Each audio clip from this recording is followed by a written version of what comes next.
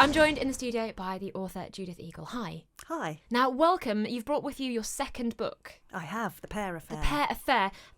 So full disclosure, I'm halfway through as we speak. So no spoilers, please. Okay. That's very hard not to do that, but I'll try. It's tricky. I'm really enjoying it. It's a really fun mystery.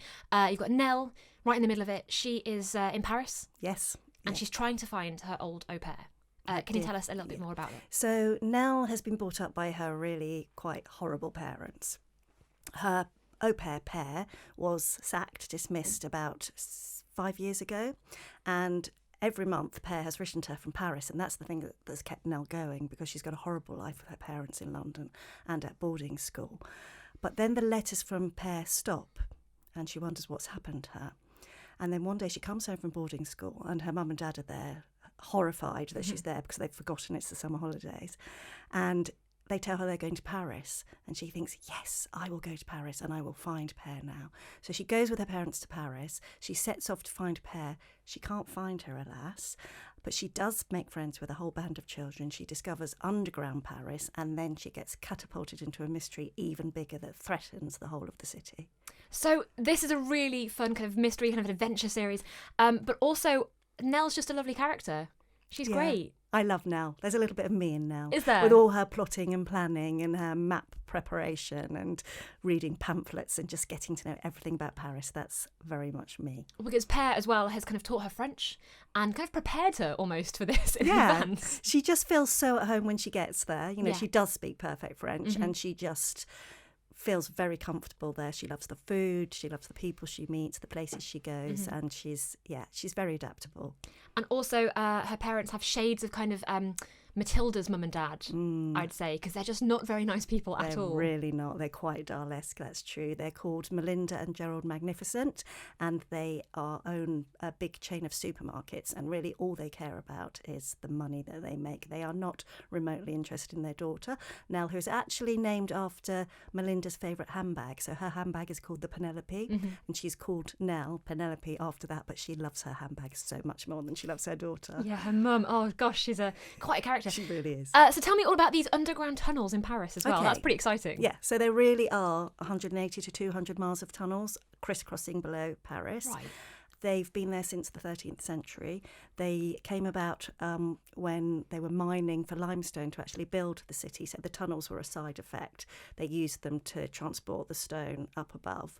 Right. So these tunnels are still there and they can still be accessed via secret manholes and through holes in basements and crypts.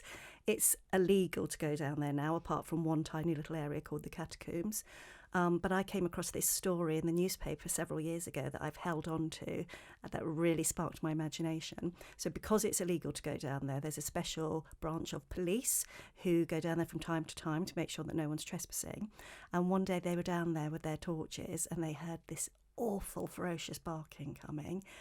What's that? Sounds like guard dogs. And their hearts were hammering and they were trying to sort of calm down these invisible dogs.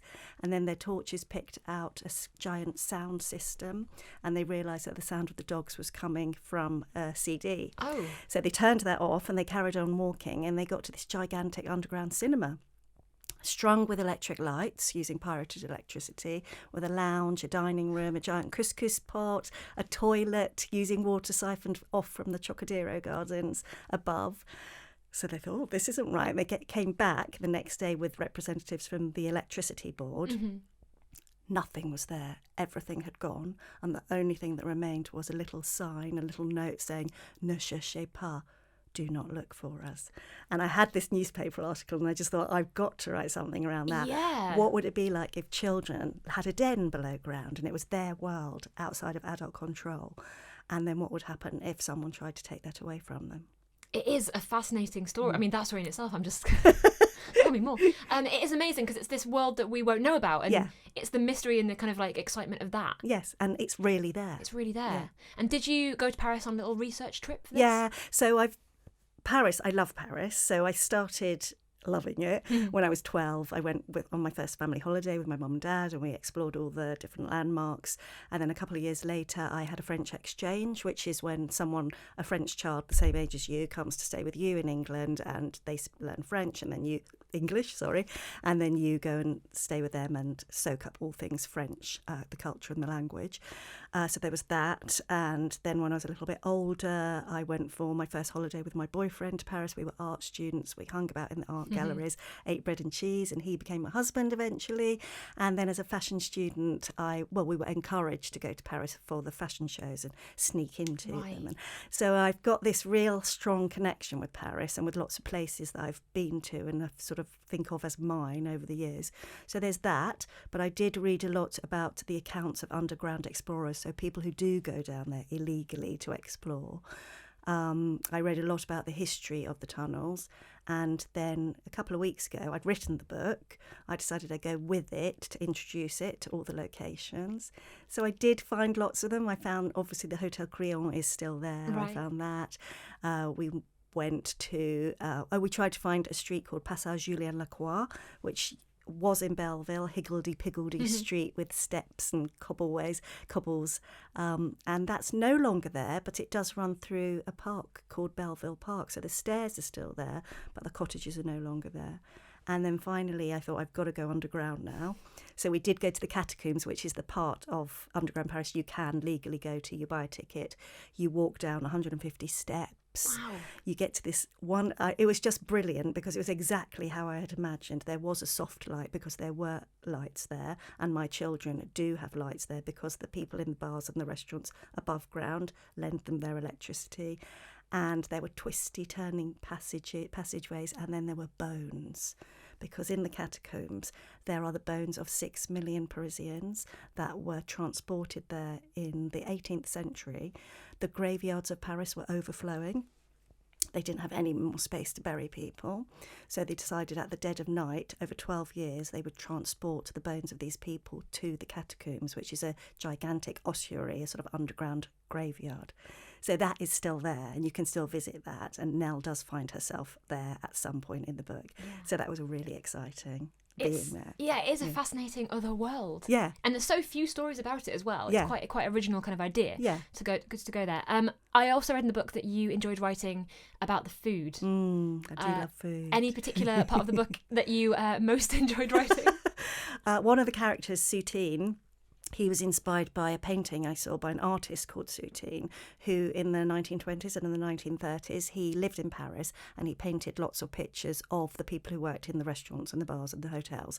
And one painting is of a boy called Le Petit Pâtissier, which means the little pastry cook. And in the painting, this Le Petit Pâtissier looks so grumpy and cross.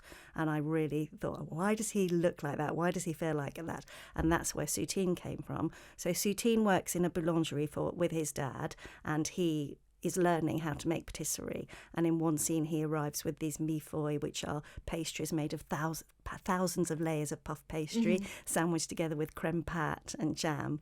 So that was a scene I really liked. And then in another scene, Zav and Nell go for a slap-up meal in a restaurant called Chartier that also really exists. Right. It's cheap, but it's really atmospheric. It's got high ceilings and lots of mirrors, and it's really sort of classic French with quite cross waiters, and the menu is basically steak frite, that's it.